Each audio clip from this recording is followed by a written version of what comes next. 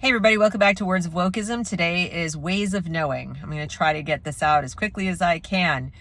So, this is an interesting one because it means a couple of things depending on who's saying it and where they're saying it. If it's in a research paper, some kind of description of pedagogy, generally speaking, it's going to come up in the context of decolonization and deconstruction, critical theory type stuff, where in order to elevate the primitive, the sort of Rousseau idea of the noble savage, and we need to decolonize and get rid of all this Western hegemony and, all these colonizing forces that wrote the history because they won, wrote the science because they were white, wrote the, whatever.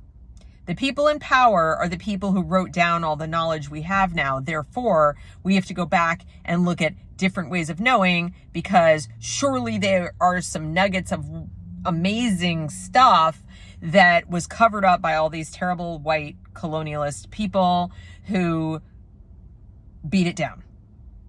There's no room for the idea that maybe people organically adopted these ways of doing things, knowing, learning, teaching, because they worked better. There's no room for that. The only reason we know what we think we know, or what's written down in our books and our history, our literature, even our science and math, is that powerful white people wrote it down. Okay? So, in order to pursue justice for that horrible thing, all the knowledge has been lost, allegedly, because of these terrible people. We have to go and dig them up and teach them to our kids. Yeah. That could mean anything from herbal medicine, which, you might like and think is great and whatever, but it's probably not what you sent your kids to K-12 to learn. Could be incantations and chants for it to rain. It could be 17 different ways to do a math problem that don't necessarily get you to the right answer, but there are different ways of doing it. And it's not about, hey, let's go check out how the Aztecs did things or knew things or thought they knew things just for curiosity's sake, see how did they do it. And whoa, check it. Look how far we've come. And look what we discovered was actually untrue about what they thought. And now we know this because science. And that's why it got written down. It's not because of that. It's not just purely out of curiosity to see how people used to do stuff and look, kid, progress. No.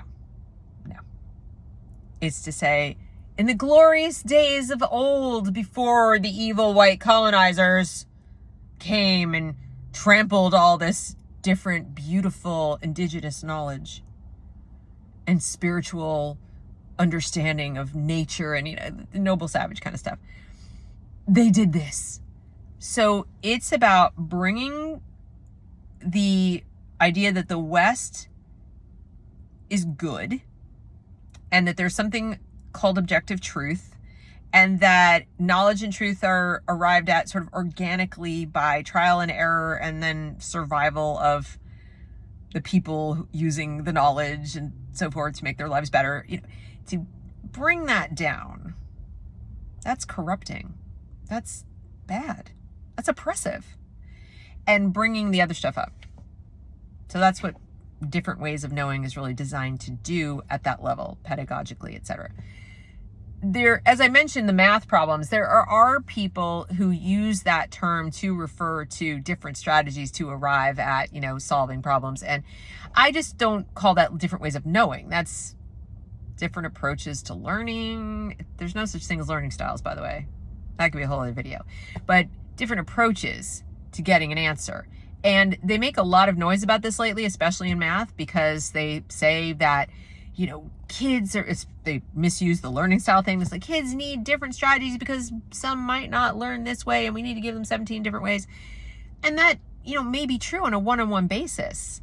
If you have a kid who's really struggling to learn it the way that works for 80% of the kids or 90% of the kids, you might come up with a couple other strategies to show them, to scaffold, to get them there. But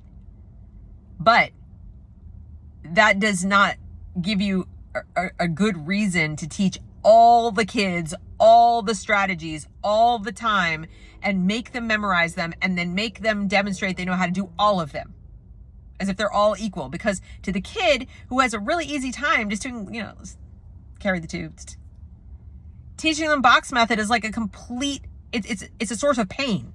It slows them down. It frustrates them. You're forcing them into a way of knowing that doesn't help them and actually increases the likelihood they'll get the wrong answer, because there's so much more room for human error if they put the wrong number in the wrong box or whatever.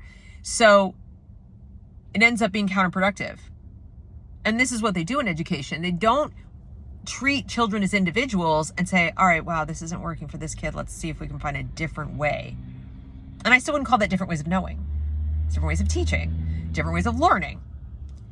When they say different ways of knowing, they mean different versions of knowledge, and knowledge being, that which got written down by people after they experienced life and observed the world and trial and error, et cetera, and so forth. So that's what different ways of knowing means. Now, here's the irony of it all, as I see it, and the hypocrisy. Very often, some of the same people who use the term different ways of knowing, like it makes them just so much better than you, will talk about sustainable development goals, UNESCO, WF, and favorably. Like this, absolutely. 15-minute cities sounds like a great idea. Absolutely. I mean, people shouldn't live in suburbs. People shouldn't live, spread out like that. People should use public transportation. People should. Without a hint of irony that they cannot possibly have all the ways of knowing about the individual lives of the people, the real flesh and blood people they're talking about. So they just have their way of knowing, their way of encountering the world. But of course theirs is best. And why is it? Because they have degrees. They went to college. They have PhDs and master's degrees, and they are intellectuals. They have studied this. Thomas Sowell writes about this in Social Justice Fallacies. I highly recommend this book. And he talks about things like the Great Society programs, where all these intellectuals were like, surely these people don't want to live in these little slummy houses, but they have equity there. Yeah, but who wants to live like that? 3, 4 in a bedroom. Nobody wants to live like that. No. You know what? We're going to tear down this slum. We'll call it urban renewal. Sounds better. We'll tear it down because we know no one should want to live there. And then we're going to move you into this housing project and so forth and so on. Because we know best what's best for people. Now, could they possibly have had all the knowledge you would need to have to know whether that was in fact best for the individuals whose houses they tore down? No, they couldn't possibly have that knowledge. This is a decision they made about people like they're just a cluster, a herd of sheep, and don't have any agency, don't have any desires, dreams, plans. This one's saving money to start a business. That one wants to sleep with the whole family close by because they've been threatened with crime because they're immigrants and they're running away from a cartel and they need to stay close to each other. That's what they can afford, to all be close to each other. So they're going to hang out there while they save their money until they... Who knows? But you couldn't possibly have all the, as Thomas Sowell calls it, consequential knowledge. So they have their one way of knowing, and their one way of knowing is the intellectual, peer-reviewed, written in a paper somewhere by some Ivy Leaguer way of knowing. And it's that same hubris that allows them, in their mind, to excuse teaching your child a bunch of stuff that is actually irrelevant to their daily lives, more irrelevant than algebra will ever be. People's like, I'm never going to use algebra. I promise you algebra is more relevant than some Aztec rain chant or, the different ways of knowing that some ancient people had about, how to herd animals or who knows what. And whether it was, ways of thinking about relationships, ways of thinking about gender, ways of thinking about all kinds of things. Your child does not need to know all the different ways of thinking about that stuff. They need to know what they need to know. And that is actually up to them to decide, or up to you to decide. And the goal of school was supposed to be to give them the tools to go and figure out what they needed to know. Math in that case was a tool. It wasn't, I need to know all this math. It was, I'm going to need to know how to think about math so I can then use math in my life when I need to. Possibly later for a career, or just daily life, calculating my budget, whatever. It wasn't about learning every little fact about the literature. It was about how to think and develop a vocabulary and reason and so on, not to mention a dose of character. To live in this world, the Western world, the one in which we live. The culture we set out to reproduce. That's why we had schools in the first place. We didn't have schools to tear our culture apart. We had schools, supposedly, to reproduce the culture. So people are like, no, not that culture. It's bad. Those ways of knowing are just the white ways of knowing. Those are just the, Western European, icky, male, patriarchal ways of knowing. They're bad. We have to go dig up this other stuff. That's what they're talking about. And they're massive hypocrites. They are the worst kind of snob. The kind of snob that says, I know what's best for everybody and I know what everyone needs because I'm smarter than you and I have more degrees than you have. But you don't get to learn what I know.